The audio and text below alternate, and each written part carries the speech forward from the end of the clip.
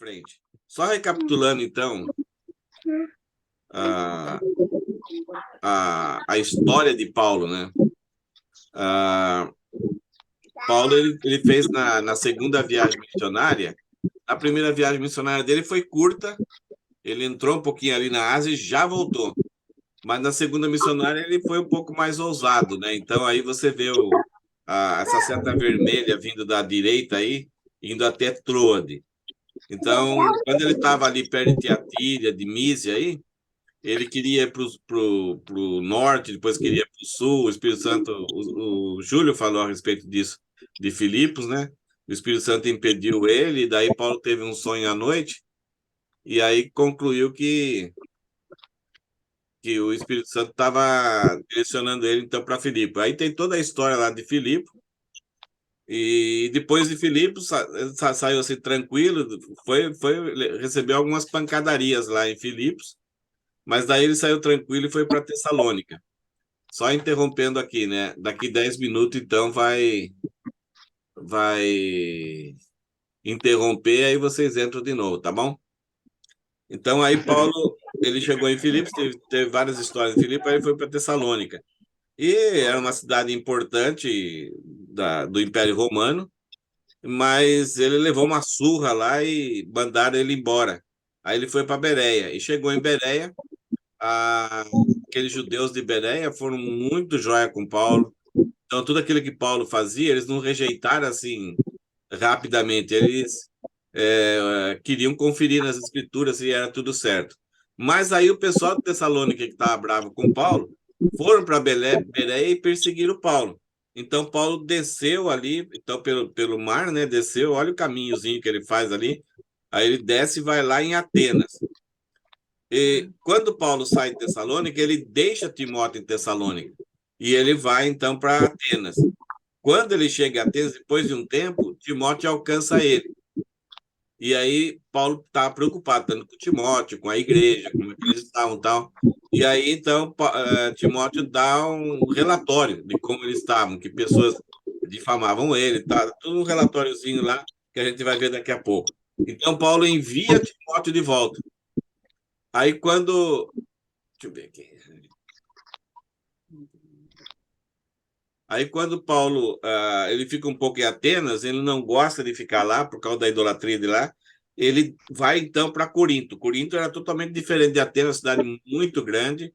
E aí então Paulo, quando estava em Corinto, Timóteo volta e dá as notícias de quais foram os resultados da carta que ele levou, da primeira carta Tessalonicenses. E aí Paulo escreve a segunda carta Tessalonicenses e manda Timóteo levar a carta de volta. Pegaram a vibe aí, pegaram a ideia? Então, o Timóteo pagou o pato de estar levando essas cartas para Paulo. Paulo em Corinto sozinho. Paulo agradece muito a Filipos, a Tessalônica, porque enviaram ofertas para ele. Então, aí ele acaba podendo receber esses recursos e continuar o seu ministério, porque por um tempo Paulo não conseguiu executar o ministério em Corinto, porque ele tinha que sobreviver, então ele tinha que trabalhar. Então, quando Timóteo chega com esses recursos, Paulo fica muito contente com esses irmãos. Então, alguma pergunta sobre esse mapa aqui? Tranquilos? Vamos em frente? Beleza? Rogério, tranquilo? Ok. Vamos lá, então. Por que Paulo escreveu, então, juntar as cartas aí, né? Por que Paulo escreveu o 1 Tessalonicenses? Então, recapitulando aquele mapinha, né? Timóteo se encontra com Paulo em Atenas, então Timóteo alcança Paulo, Paulo está em Atenas, que, por causa das notícias que ele recebeu lá de Tessalônica, ele envia a carta para Tessalônica e envia Timóteo, então, para levar essa carta. Aí Paulo desceu para Corinto, onde Timóteo chega com as notícias dessa igreja. E as notícias eram o seguinte, que o afeto daquela igreja por Paulo estava muito forte. Tinha alguns irmãos lá que estavam super agradecidos pelo tempo que Paulo passou lá, pela mensagem que Paulo pregou, por eles terem uma nova vida. E até Paulo elogia ele, fala que quando Paulo recebe essa notícia, Paulo fala, né, que por todo lugar era falado dessa igreja, desses irmãos que se converteram a Cristo. E Timóteo fala que eles se mantinham firmes na fé cristã, né? Então, Timóteo fala para Paulo: olha, eles se mantêm firmes, apesar daquelas perseguições de muitos opositores, eles se mantêm muito firmes em Cristo. Ah, e aí, a ideia de se mantinham firmes na fé cristã e se mantinham firmes no FAE. O que é o FAE? Alguém quer chutar? Que são as bases de uma vida cristã. Fé, amor e esperança, né? Então, Timóteo fala para eles: olha, os caras lá, a fé deles é operosa, não é só da boca para fora, o amor deles também é operoso, não é só da boca para fora, e a esperança deles é inabalável, né? Nem perseguição, nem falando mal de Paulo, nada, eles mudam de ideia. E Paulo fala, né, que eles eram a glória e a alegria de Paulo. Então, se tinha uma coisa que motivava Paulo a cumprir o chamado, era saber essas notícias tão boas dessa igreja. Mas, como o coração do homem não muda, né, como o ser humano ele é tanto a mesma coisa naquela época, mas também é nos nossos dias, então a Paulo recebe algumas notícias também que não é muito legais, né? Então, Paulo, por causa disso, Paulo vai escrever 1 Tessalonicenses. Alguns, essa história, né, de que você prega o evangelho, você se esforça para levar a ideia bem corretinha, você cria imagens, você faz o que você quiser, deixa bem claro para a pessoa. Isso acontece com nossos filhos, né? Mas os ouvidos humanos entendem do jeito que eles querem entender e como eles querem entender e o quanto eles querem entender. Então, por mais que você faça um trabalho bem feito, correto, repetitivo, um processo didático, bem certinho, assim, ainda assim você não consegue fazer com que a outra pessoa entenda claramente. Então, por causa dessa preguiça de ouvir claramente, de aprender corretamente a ideia, alguns deixaram de trabalhar para esperar. Esperar o quê? A volta de Cristo. Como Paulo falou a respeito da volta de Cristo, que em breve Cristo ia voltar, isso causou uma excitação nesse povo, que eles chegaram ao ponto de parar de trabalhar para esperar a volta de Cristo. E isso causou problema. Começaram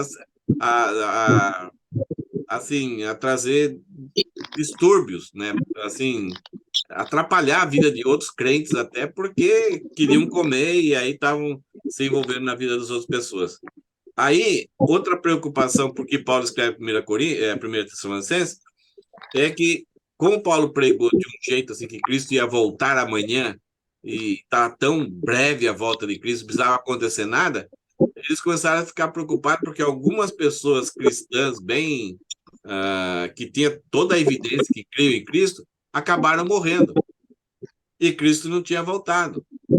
E aí eles começaram a ficar preocupados e com medo até se essas pessoas estariam sendo prejudicadas, porque eles morreram antes da volta de Cristo. Então Paulo vai escrever para eles a respeito disso, que antes de tudo acontecer, a volta de Cristo, na manifestação da volta de Cristo, os mortos em Cristo ressuscitarão primeiro, depois nós seremos transformados, seremos arrebatados juntamente com eles num encontro, num evento maravilhoso lá no céu. Por causa, alguns estavam nessa expectativa da volta de Cristo, outros também não davam bola nenhuma. Eles acabavam. Deixa eu ver só um negocinho aqui. Né? Eles acabavam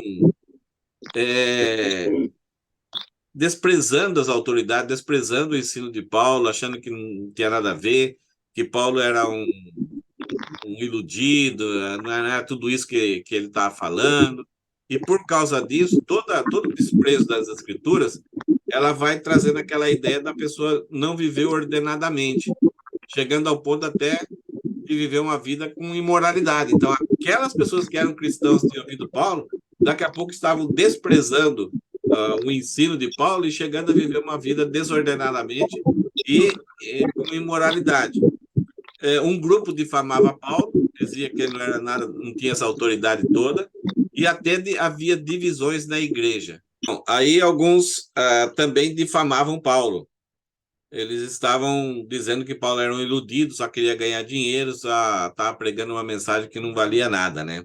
E também havia divisões na igreja. Então, Paulo, diante disso, preocupado com aquelas pessoas que queriam viver assim de forma firme em Cristo, Paulo escreve a primeira Tessalonicenses. Então, essa carta foi, Timóteo, Paulo pediu para que toda a igreja lesse toda a carta, que todas as pessoas tivessem contato com essa carta. Então, era para uma carta para encorajar aqueles que tinham essas dúvidas, esclarecer algumas coisas, aqueles medos, e também corrigir, dar uma exortação naquelas pessoas que estavam falando mal de Paulo, do ministério de Paulo, e querendo agitar a igreja. Ok? Então, aí, agora vamos começar. Então, diante disso, esse é o contexto que vai gerar a segunda carta de Tessalonicenses, que é uma emenda. Houve uma necessidade de uma segunda carta, uma carta breve. Ela aconteceu mais ou menos no ano 52 depois de Cristo. Então, Cristo viveu até o ano mais ou menos 30, 33 ali.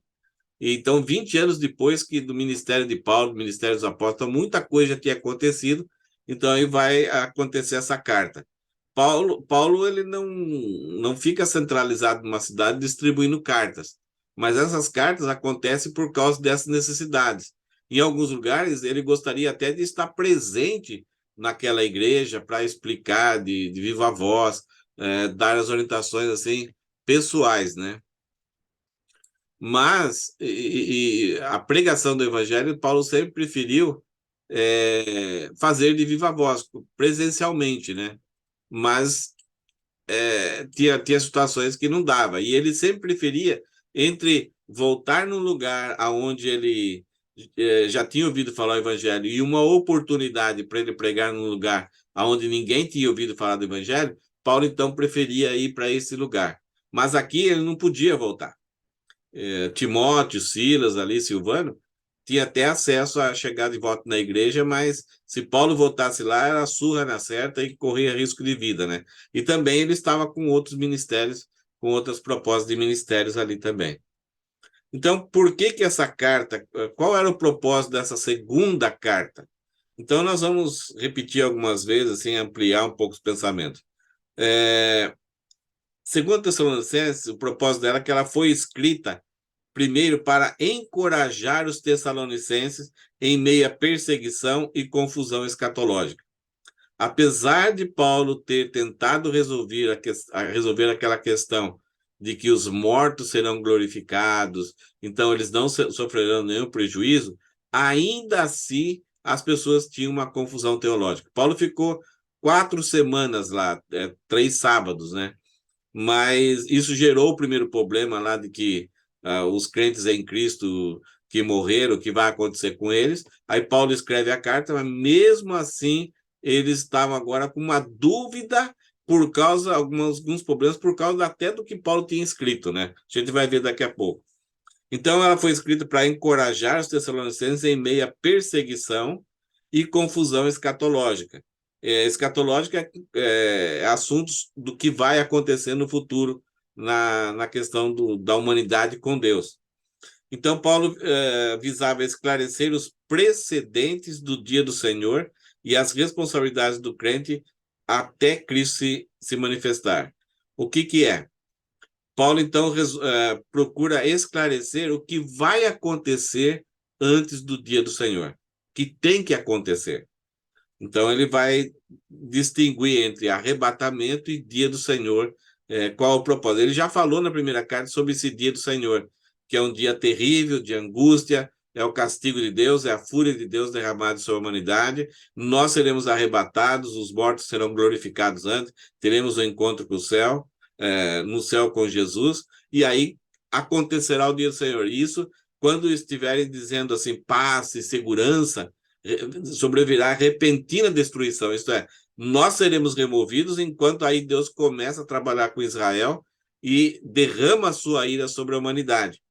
E de modo algum escaparão. Esse é o grande e terrível dia do Senhor, o dia da ira, o dia da vingança do Senhor. Só que a igreja, em todo o tempo, desde o início daquela época e até mais para frente, até o dia que ela existir, ela vai passar por tribulações. Essas tribulações, elas são provocadas pelos homens, que são contra Deus. O dia do Senhor é o dia da tribulação, mas é uma tribulação que vai ser causada por Deus. É Deus que vai perseguir agora a humanidade e vai derramar a sua ira sobre a humanidade. E aí o livro de Apocalipse, do capítulo 3 em diante, vai falar sobre isso.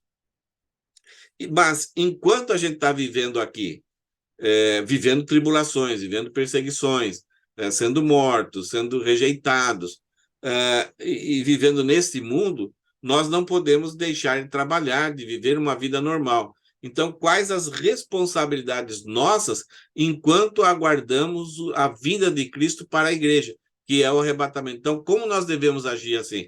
Cruzar os braços e esperar Jesus Cristo voltar? Ou, de repente, parece que nunca vem, ou ficar assustado porque aconteceu, então agora a volta de Cristo. Então, a igreja, ela não. A volta de Cristo é iminente para a igreja. Ela pode acontecer a qualquer momento. E não precisa acontecer coisas ruins ou boas para você falar, é agora, é agora. Ninguém sabe, a não ser o Senhor. Só que a partir do momento em que houver o arrebatamento e a ressurreição dos mortos em Cristo, a partir desse momento, o tempo haverá várias coisas que acontecerão, e aí, como nós estaremos no céu, nós não estaremos presenciando isso ou só de telão, sei lá como que Deus vai montar lá, se a gente vai ter uma ciência do que vai estar acontecendo aqui na Terra. Porém, tudo na hora que aconteceu o arrebatamento, todos os eventos dentro desse período do dia do Senhor já estão profetizados, já estão estabelecidos. Então, o que acontecia? O que aconteceu? Paulo escreveu para os Tessalonicenses: olha, os que morreram em Cristo não foram prejudicados. Eles não têm prejuízo nenhum, porque na hora que Cristo vier nas nuvens, dado a voz do arcanjo, o soar da trombeta, avisando Israel que agora Deus vai voltar a trabalhar com eles, no momento que acontecer isso, eles serão glorificados, serão ressuscitados primeiros, nós seremos glorificados e subiremos juntos para o encontro com o Senhor nos ares. Ok? E, ao mesmo tempo, Paulo falou para os Tessalonicenses que o dia do Senhor é um dia de ira, de vingança, e que os incrédulos, de forma alguma, escaparão. Deixa eu adicionar o Fabiano aqui. Os incrédulos, de forma alguma, escaparão. E será um dia de tribulação. Entenderam? Tranquilo? Só que o que acontece? Aquela igreja estava passando por perseguições, por tribulações. Qual que era a conclusão deles? O arrebatamento já veio, nós ficamos e nós estamos na tribulação. E começaram a ficar apavorados. Perdemos o trem. O trem passou em algum momento, a gente não percebeu e acabamos ficando. Agora a ira de Deus será sobre nós. Então eles começaram a ficar apavorados com essa confusão escatológica. Como encaixar isso daí? Porque eles estavam passando por tribulação em todo momento, e cada vez mais aumentar essa tribulação. Então Paulo vai escrever essa carta principalmente para resolver e deixar claro esses assuntos. Então, olha a situação, o ambiente que eles estavam vivendo. Em meio às perseguições havia surgido, devido a uma carta forjada e a outros erros, a ideia de que o grande dia do Senhor já havia chegado. Eles já estavam achando que eles estavam no grande e terrível dia do Senhor, a grande tribulação. Por que isso aconteceu? Porque havia uma tribulação, como sempre vai ter. É raro você encontrar um cristão que não sinta angústia, não é perseguido. Você pode se esconder lá no mato, lá numa chácara lá, mas a angústia só de ver o mundo agindo do jeito que estão agindo, as injustiças, você sofre com isso. E também, não sei quem escreveu uma carta e começou a divulgar uma carta forjada que era como se Paulo tivesse escrito. E aí essa carta dizia que o pessoal tinha perdido o trem, que não tinha jeito, eles estavam perdidos, o dia do Senhor, Jesus já veio, o arrebatamento já aconteceu, e eles agora vão sofrer a tribulação. Então, hum, na época de Paulo, houve muitas cartas que pessoas escreveram mentindo que eram cartas de Paulo. Uma coisa que Paulo fazia, quando ele escrevia as cartas, ele sempre pedia para um secretário, alguém que era um amigo dele, principalmente Silvano. Depois teve lá em Romanos, quem que é? Nossa, esqueci o nome do cara aqui. Em Romanos tem um cara, Tércio. O Tércio vai escrever para Paulo. E Paulo fazia isso normalmente, isso era uma coisa comum. Mas por que essas cartas começaram a surgir? Então, Paulo, na maioria dos casos, ele pede para algum secretário escrever a carta e no final ele escreve uma saudação com o próprio punho dele. Essas letras eram enormes, porque ele tinha um problema na vista. E aí ele escreve o nome dele como se fosse uma assinatura. Olha, sou eu mesmo que está escrevendo, não é esses caras, os pseudo-epigráficos, né, falsos autores que estão escrevendo. É a mesma coisa que vamos supor que eu quero assim criar uma confusão aí entre uma pessoa e eu escrever colocando o nome de uma outra pessoa, só para criar uma intriga, só para provocar um desastre assim. O cara escrevendo o nome do chefe, por exemplo, mandando ó, tô demitindo você, tal, tal, não vem mais a partir de amanhã. O cara vai acreditar, não vai vir a partir de amanhã. Agora, você tem que ver, né? Conferir a assinatura, tal. Então, Paulo criou um sistema para que as pessoas não, essas pessoas maldosas não prejudicassem as igrejas. Percebe que essa questão de maldade do coração humano, de preguiça de entender a palavra, não é de hoje. Daquela época já existia isso. Já existia aquelas pessoas que não prestavam atenção e depois ficavam apavorados ou acabavam acreditando em qualquer coisa. E outras pessoas que talvez não eram nem da igreja ou dentro da própria igreja, com ciúmes de Paulo, querendo prejudicar Paulo, escreviam uma carta lá e colocavam que era Paulo que escreveu. Terrível, né? Triste, né? E a gente tem que estar esperto com isso, né? Porque isso pode acontecer. Pessoas que inventam uma historinha, olha, tal pessoa falou isso, e a gente acredita nessa pessoa e acaba levando para frente aquele problema, né? Essa questão da falsidade, da maledicência, da injúria, da fofoca, né? Que destrói. E naquela época é o que tinha lá naquela igreja também, era o prato cheio, né? Então, por causa disso, Paulo envia essa carta para esclarecer a doutrina do dia do Senhor. Na primeira carta é mais sobre arrebatamento, na segunda é mais sobre a doutrina do dia do Senhor. Primeiro e segundo Tessalonicenses é um dos livros com esse tema escatológico. A ideia de escatologia, escatos do grego é últimas coisas. Logia é estudo. Então, literalmente, essa palavra significa estudo das últimas coisas. É o que vai acontecer daqui para frente, será as últimas coisas antes da consumação da nossa morada para sempre com Deus. Não sei se você já tinha ouvido essa palavra, mas essa é uma palavra muito comum no meio evangélico, né? Então, é um dos livros com tema escatológico e principalmente dedicado a falar sobre esse dia do Senhor. A palavra dia do Senhor no Novo Testamento não é muito usado, mas no Antigo Testamento todos os profetas falavam sobre o dia do Senhor.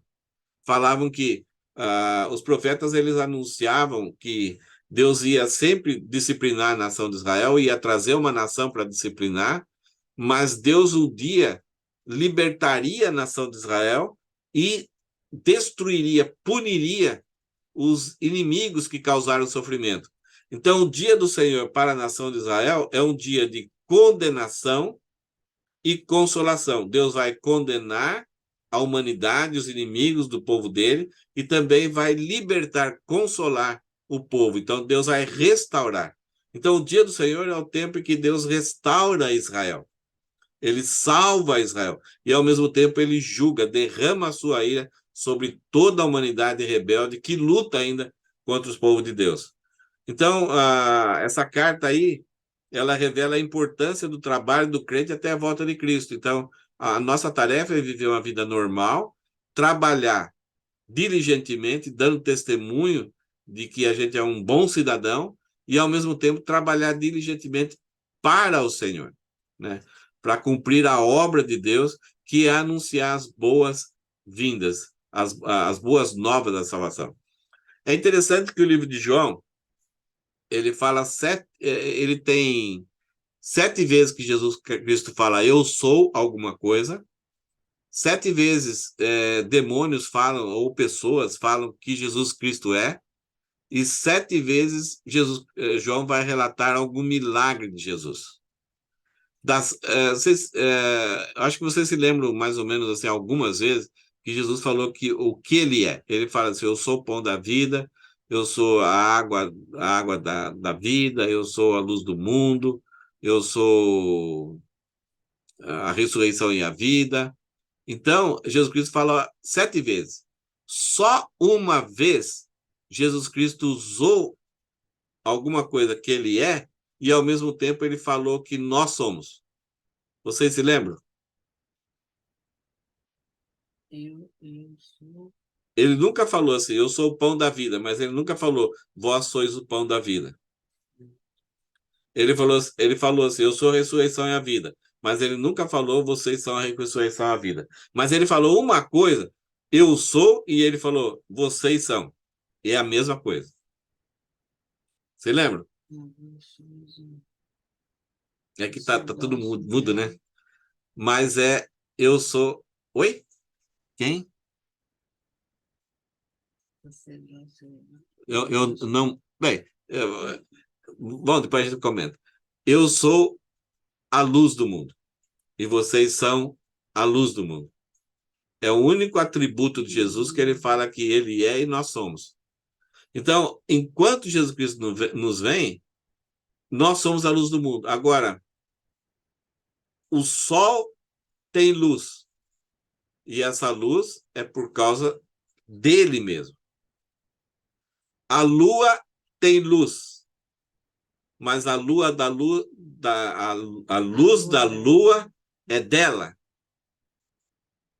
Não, ela reflete. Então, essa expressão que Jesus falou, ela é bem entendida que essa questão do sol e da lua. Nós refletimos aquilo que Jesus Cristo é. Jesus Cristo falou, olha, o mundo conhecerão através de conhecer principalmente a unidade do povo de Deus. Então, enquanto Cristo não vem, essa é a nossa tarefa, de aguardar ele, servindo a ele e refletindo a glória dele. Não é nossa glória, é a glória dele. E aí, esse texto aí, segundo Tessalonicenses, vai falar sobre as características do anticristo. Quem que é ele? É um cara contrário a Cristo ou é um cara que se colocou no lugar de Cristo? Então, durante o estudo da carta, a gente vai perceber as características. Aqui tem um quadro que compara as duas cartas. Então, primeiro e segundo Tessalonicenses. A primeira é para consolar. O pessoal está preocupado com aqueles que morreram, estão tristes, assim, chateados. Então, essa carta serve para consolar e também advertir. A segunda já é mais para corrigir aqueles erros que aconteceram por causa da pregação de Paulo.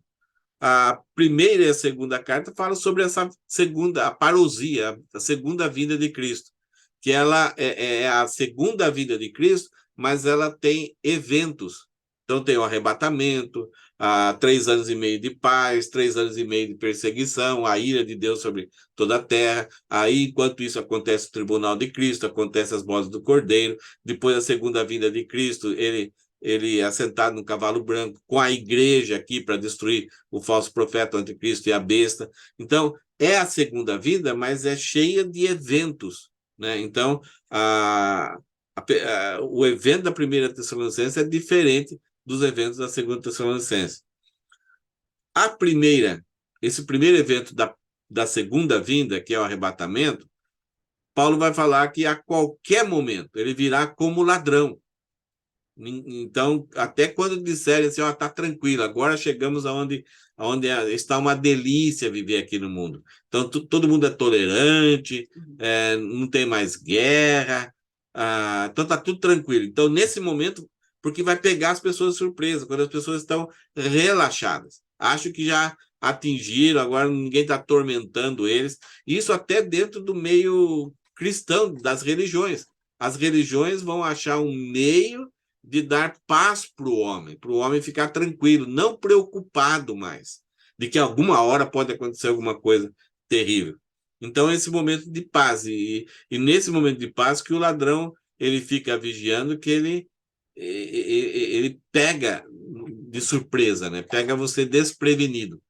Então, uma coisa que acontece, acho que vocês concordam, qualquer tragédia que acontece no mundo, por exemplo, terremoto na Chile, na Síria e na Turquia, imediatamente você vê os comentários, é o fim do mundo, é o fim do mundo.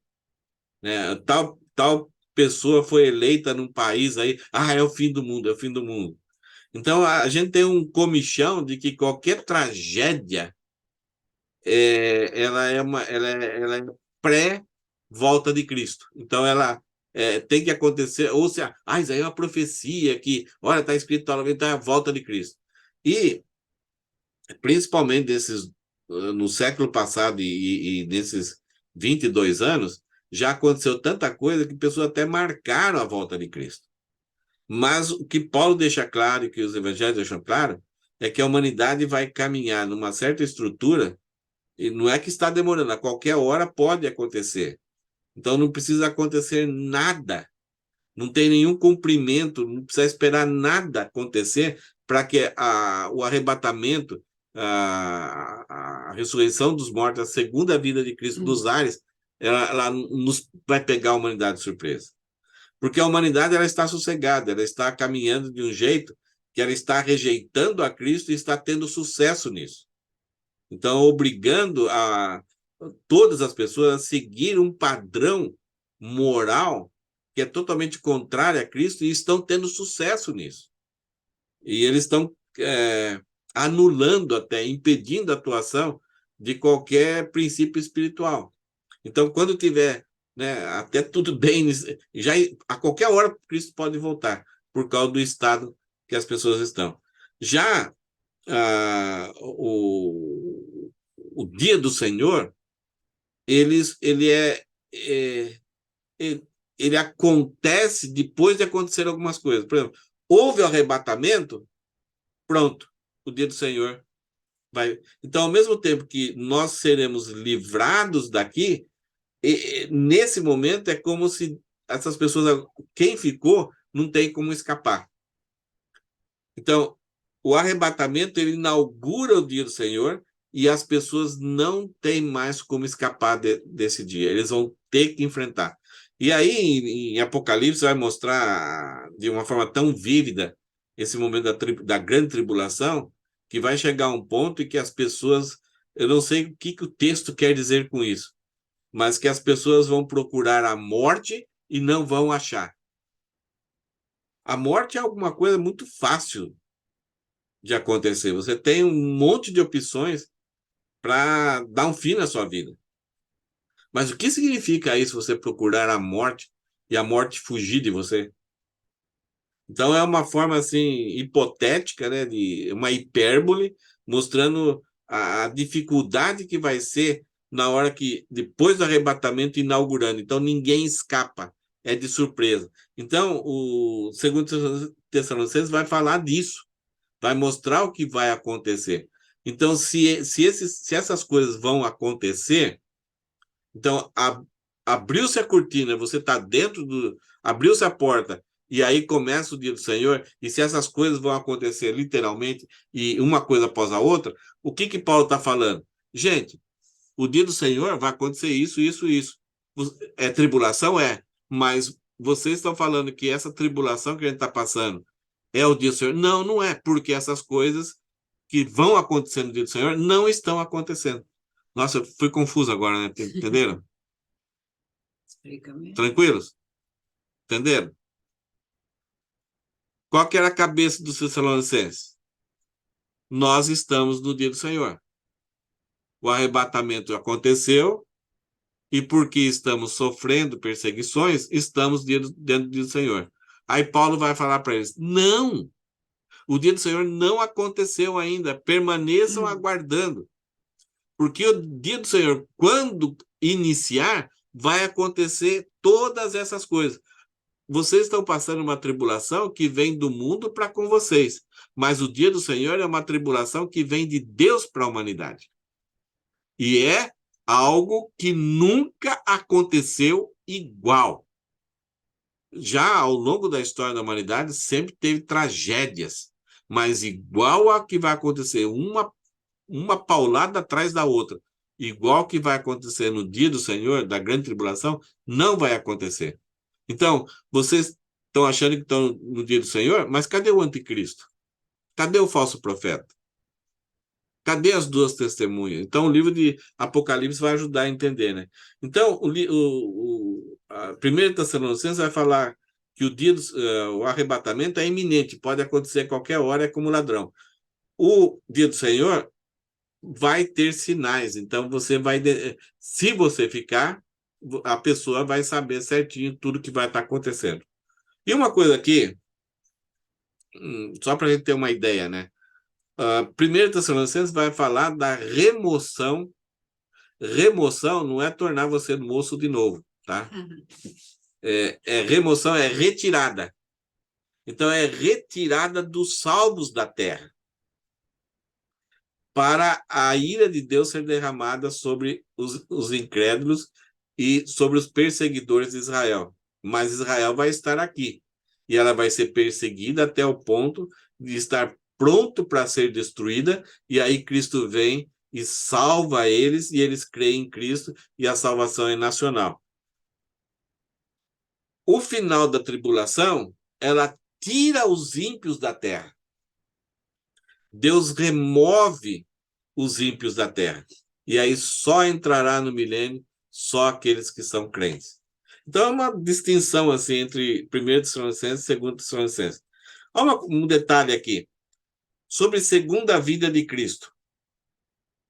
O Novo Testamento tem 260 capítulos. Sobre a volta de Cristo, falam 318 vezes. 318 vezes o Novo Testamento fala sobre a volta de Cristo. Em 260 capítulos. Isso significa o quê?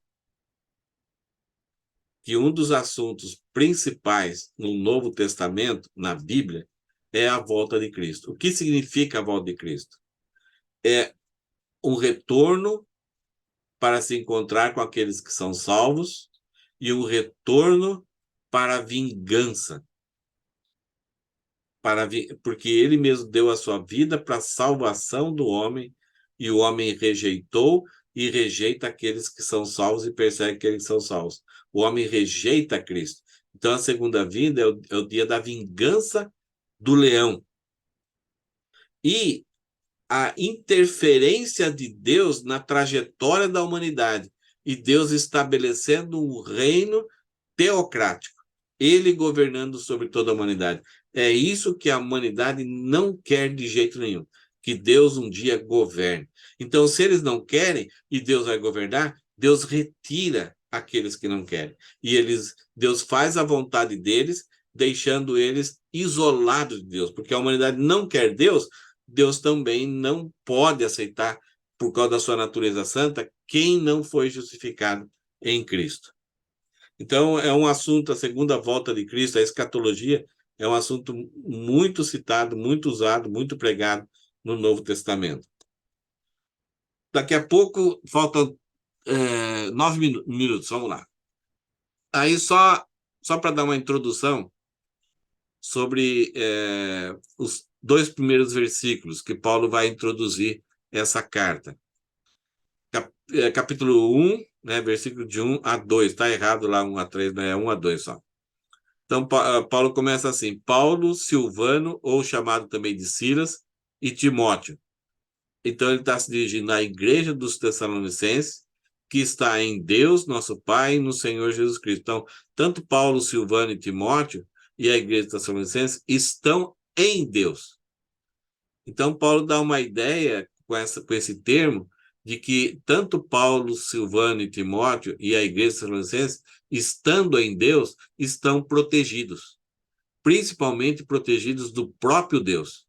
E o dia do Senhor vem para punir, para pegar, ir contra aqueles que não estão em Deus. Em Cristo nós somos justificados.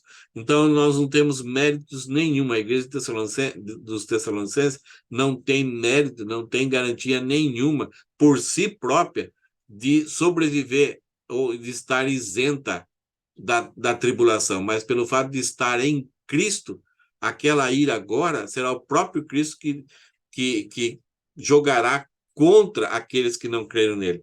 Então, por estar em Cristo, em vez da tribulação, olha o que Paulo fala, que a graça e a paz de Deus, nosso Pai, e do Senhor Jesus Cristo estejam com vocês.